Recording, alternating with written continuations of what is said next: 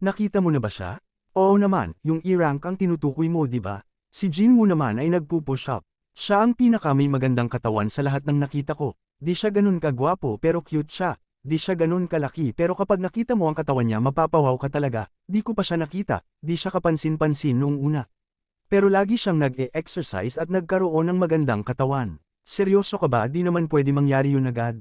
Ang nurse ay pumasok sa kwarto ni Jinwoo at nagulat sa nakita. Pasensya na sabi ni Jinwoo. Pasensya na din. Ang ganda ng mga muscles niya sabi ng nurse. Dati na bang ganyan ang katawan niya? May kailangan ka ba sakin? Oo nga pala, madi-discharge ka na ngayong araw kamusta naman ang pakiramdam mo? Maayos naman ako, salamat. Paalis na si Jinwoo at ang babae naman ay na-blush. Teka lang pwede ko bang makuha ang cellphone number mo? Gusto mo ng cellphone number ko?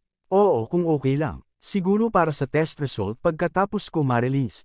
Okay sige. Magandang araw sa lahat. Andito ako ngayon kasama ang ating special guest. Magandang araw ako si Baek Yuno. Mr. Baek sobrang busy mo sigurong tao dahil isa ka sa mga 7 rank S hunters sa bansa natin. Ano ang klaseng buhay ng isang hunter kapag wala kayo sa loob ng dungeon? Magandang tanong yan, maraming pagsasanay. Kailangan sanayin ang kakayahan araw-araw. Kapag di kami magsasanay, pwede ding hamina ang instincts namin sa pakikipaglaban. Araw-araw talaga? Kung ganun sobrang hirap. Noong bumbero pa ako may training habit na ako. Dahil kung di ako magsasanay pwedeng ikapahamak ng mga kasamahan ko yon. Yun ang dahilan kaya naman lagi akong nagsasanay. Si Gina naman ay kumakain habang nanonood ng interview sa TV, naku malalate na ako. Good morning Gina. Aga mo naman magising Jinwoo. Aalis na ako, ingat ka papuntang school. May tira pa sa fridge kagabi. Nagwa-workout ka ba? Kunti lang naman. Tumangkad ka din nakatulong ba ang pag-e-exercise mo dyan? Siguro tumatangkad talaga ang mga lalaki kahit matanda na sila. Alis na ako, huwag mo kalimutan ang payong mo. Maaraw naman ngayon tsaka pampabigat lang yan, di mo masasabi baka umulan mamaya. Huwag na, mas maganda na ito kesa naman umulan pa mamaya. Oo na, sige na aalis na ako. Paalam ingat ka, mamaya ko nagagawin ng pagtakbo. Muscles ba dahil sa stats ko? Siguro kung maglilibil up ako pa ako baka maging bodybuilder na ako. Di ko pa nagagamit ang mga points ko noong nakaraang araw. Si Jinwoo ay may 12 points pa na hindi niya nailalagay sa kanyang ability. At pinag-aaralan niya kung paano niya aayusin ito. Nakapagpas siya na si Jinwoo. May tumawag naman sa cellphone ni Jinwoo. Ito pala ay naniningil ng renta para sa kanilang apartment. Di ko alam kung reawaken ang itong nararanasan ko. Pero madali ko na ngayon matatalo ang mga goblin, kaya naman di na problema ang renta ng apartment. Si Jinwoo ay naghahanap ng pwede salihan na raid. Para magkaroon ng magandang kita kailangan ko sumama sa mga higher rank raids. Pero walang tatanggap sa tulad kong i-rank lang. Magpa-check kaya ulit ako kung gaano ako kalakas. Kung tataas ang rank ko pwede akong makapasok sa higher rank gates. O kaya naman mas kikita ako kung mas makikilala nila ako. Mas sisikat ako dahil napaka-rare ng mga taong nag-reawaken. Di pa ako nakarinig ng hunter na nagli-level up at patuloy na lumalakas. Kaya naman mas lalo nila akong paghihinalaan. Siguradong pagkakaguluhan nila ako. Ayaw ko ng ganun, hanggang sa kaya ko na depensahan ng sarili ko at malaman kung ano pa ang kayang gawin nitong kapangyarihan na ito. Nagulat si Jinwoo sa nakita sa cellphone. Natapos na ni Jinwoo ang kanyang daily quest. Kukunin na sana ni Jinwoo ang daily reward niya kaso tinawag na siya ng mga makakasama niya sa raid. Ako si Hwang Dong-so, ako naman si Sung Jinwoo. Rank ka diba? Oo, kilala ko siya, sikat siya. Sa pagkakaalala ko, weakest hunter of all mankind ang nickname niya. Seryoso ka ba? Tigilan niyo na yan. Pasensya ka na sa mga kasama ko. Ayos lang yon, i-rank lang ako hindi ba ako makakaabala sa inyo? Hindi naman, pasok ka naman sa requirements. Sinabi ko na sa phone, pero para ma-confirm, ito ay isang C-rank dungeon at kailangan namin ng 8 na tao para makapasok. Ang kalahati sa atin ay C-rank.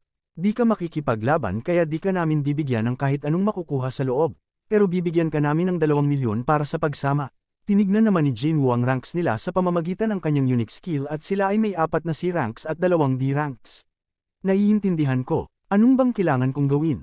Tulungan mo lang kaming dalhin ang mga gamit namin mga ekstrang damit at ekstrang mga sandata at first aid kits. Gagawin niyo ba ito ng walang healer?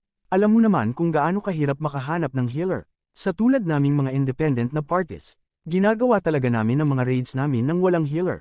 Squads na puro tank at damage dealers, parang alanganin. Naguguluhan ako bakit wala silang healer. Pwede mo na pirmahan ang kontrata. Nabasa ni Jinwoo na wala silang paninindigan kung may mangyari sa kanya sa loob ng dungeon. Pero pinirmahan pera nito ni Jinwoo. Ako si Eugene Ho, 21 years old, D-rank. Andito din ako bilang extra para sa team nila. Napakaganda naman ang gear niya. First time mo ba ito sa C-rank dungeon? Oo, sabi ni Jinwoo. Ayos lang yan, akong bahala sa'yo, sabi naman ni Yu. Mukhang mabigat ang dala mo, magiging okay ka lang ba? Salamat, pero kakayanin ko naman ito. Mas bata ako sa'yo, kaya naman huwag ka na maging formal sa'kin. Sige, narinig mo na ba ang balita tungkol sa presidente ng site na ito? Umalis siya sa bansa at tinangay ang 900 billion. At ngayon pinaghahanap na siya ng mga investors niya. Pasensya na napakadaldal ko. Sila ay nasa harap na gate at ito ay mas malaki kumpara sa ibang gates. C-rank dungeon ba talaga ito, sabi ni Yu. Na-check na ito ng asosasyon ng ilang beses kaya walang duda na C-rank dungeon lang ito. Ang laki ng gate na ito, magiging okay lang kaya tayo? Di importante ang laki ng gate. Magic power na lumalabas sa gate ang sinusukat nila para ilagay ito sa rank nito. Ang B-ranks at mas mataas pa ay inaasikaso ng mga malalaking guilds, sabi ni Jinwoo. Ang dami mo namang alam, sabi ni Yu. Medyo matagal na din akong hunter, sabi naman ni Jinwoo. Pero di pa ako nakapasok sa C-rank dungeon noon, sabi ni Jinwoo. Lahat kayo sundan niyo ako. Nag-ready naman si Yu at tinawag na si Jinwoo. Q1, kailangan natin ng ilaw. Naglabas naman ito ng umiilaw na bola para makita nila ang paligid. Nagtataka sila kung bakit walang magic beast at sobrang dilim. Karamihan ng delikadong dungeons maraming glowstones, sabi ng leader. Sa dilim ng lugar naalala naman niya ang tunnel na pinasok nila noon. Ano yung glowstones, sabi ni Yu. Ito ay bato na umiilaw sa mga dungeons, sabi ni Jinwoo. Sila ay nakarating sa lugar na maraming butas sa paligid. May mga dungeon ba talagang walang magic beast, sabi ni Yu. Tumahimik ka muna, sabi ni Jinwoo at nakinig ng mabuti. May mga monster dito pero di pa sila lumalabas, sabi ni Jinwoo sa isip niya. Maghanda kayo, sabi naman ng leader. Anong klaseng beast ang naa-attract sa liwanag at susugod ng sobrang dami? Napagtanto ni Jinwoo na insect-type beast ang makakalaban nila at sinabihan niya ang mga kasama niya. Kinabahan naman ang mga kasama niya. Sila ay naghahanda sa parating na mga kalaban. Gulong-gulo sila sa naririnig. Pugad ba nila ito? Pinakikinggan namang maigi ni Jinwoo ang mga insekto. Sa taas natin, sabi ni Jinwoo. Parating na ang mga insekto. Nagpakawala naman ng light magic ang lalaki. Kukunin ko ang atensyon nila. Okay, sige, sabi naman ng kasamahan niya. Dito ka lang sa tabi ko, Jinwoo. Lumapit kayo sakin, sabi ng leader. Na-attract naman ang mga beast sa kanya. Isang taunt skill, sabi ni Jinwoo. Nagpatuloy sila makipaglaban sa mga beast. At nagpapakita ang grupo nila ng magandang coordination sa pakikipaglaban. Napansin naman ito ni Jinwoo. Mukhang magkakasama na ang mga hunter na ito ng matagal, napakagaling ng coordination nila, sabi ni Jinwoo. Si Yu maganda ang kanyang gear, pero kulang pa siya sa skills. Nagpapasikat naman ito kay Jinwoo. Parang may mali dito, sabi ni Jinwoo. May isang beast ang papunta kay Jinwoo. At sinipa niya lang ito ng walang hirap. Naubos na nila ang beast sa lokasyon nila. Magaling, kolektahin na natin ang Essence Stone at hatiin natin ito sa 7. Kinolekta na nila ang mga Essence Stones. Malaking tulong ka kanina, kung hindi mo napansin yun maaring may nasaktan pa sa atin, sabi ng leader. Paano mo nalaman na manggagaling sila sa itaas natin? Instinct, sabi naman ni Jinwoo. Matalas ang instinct mo, talagang malaking tulong yan kanina. Leader, tignan mo ito. Hindi ito inatake ng espada o kaya ng magic. May iba pa sa paligid. Mukhang may iba pang beast dito na mas malakas pa dito ang tumapos dito. Nakita mo ba paano ko tinalo ang beast kanina? Oo, mukhang mamahalin yang gear mo, Yu. First raid ko ito at binilhan ako ng tatay ko ng ganito. Hindi ako sigurado kung bakit pero kailangan natin mag-ingat, sabi ni Jinwoo. Sa building ng White Tiger Guild, may mga nag-eensayong mga hunter. At biglang nayanig ang lugar. Nagulat naman ang isang lalaki. Huwag kakabahan, ganyan talaga dito, sabi naman ng isang lalaki. Kagagawan pala ito ng guildmaster na si Yuno. Ang isang malaking bloke ng bato ay nasira sa isang suntok lamang. Pakilinis naman ito, sabi ni Yunho. Mahirap siguro buhatin lahat ng yan sa sobrang lawak ng dungeon na ito. Sigurado ka bang ayos ka lang, Jinwoo? Ayos lang naman, ang bayaran ako ng di nakikipaglaban ay siguradong magandang kasunduan. May gumugulo sakin, sabi ni Jinwoo.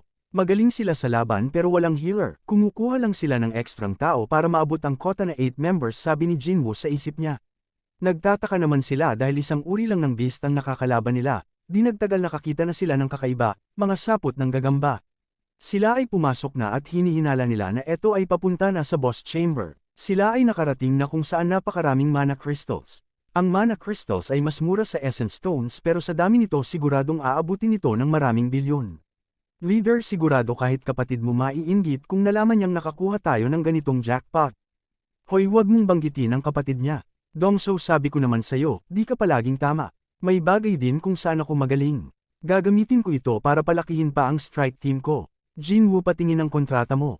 Medyo magaling ako sa mga ganyan. Pwede ba ako magsalita? Sabi dito sa kontrata ni Jinwoo, hindi siya makakatanggap ng kahit ano sa item drops. Dahil hindi item drops ang mga mana crystals na ito, hindi ba natin pwede hatiin ito sa 8? Okay, sige, hatiin natin ito sa 8, naiintindihan ko naman. Pero kailangan muna natin asikasuhin yan. Alam kong alam mong kapag natalo na natin ang boss, magsasara na ang dungeon. Kailangan muna natin minahin ang mga mana crystals bago labanan yan. Buti na lang tulog yan, magkakaroon pa tayo ng oras para minahin ang mga crystals. Chujin, saan ang gamit? Di ko nadala boss, di ko naman inaakalang may ganito karaming mana crystals dito.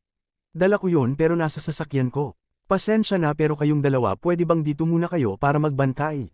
Kukunin lang namin yung mga gamit pang mina. Pero boss chamber, ito delikado dito. Huwag kayong mag-alala, tulog naman yan, hindi yan basta Majay gising, basta wag nyo lang guluhin. First raid mo ito, di ba? At ito rin ang first C-rank dungeon ni Jinwoo, kaya magtiwala kayo sa akin. Sige, naaalis na kami para makabalik kami ng mabilis. Kung ganun, magpapahinga muna kami dito. Sa patakaran kailangan ng 8 members para pumasok sa C-rank dungeon. Minus ako at si Yu, may 6 na lang sa team. Sinabi niya kanina lahat ng raids nila 6 lang sila.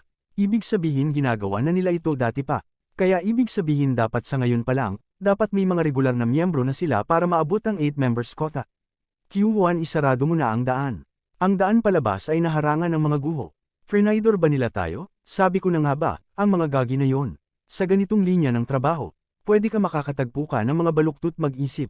Dahil walang CCTV sa lugar, minsan may namamatay na hunter sa loob dahil sa kapwa nila hunter.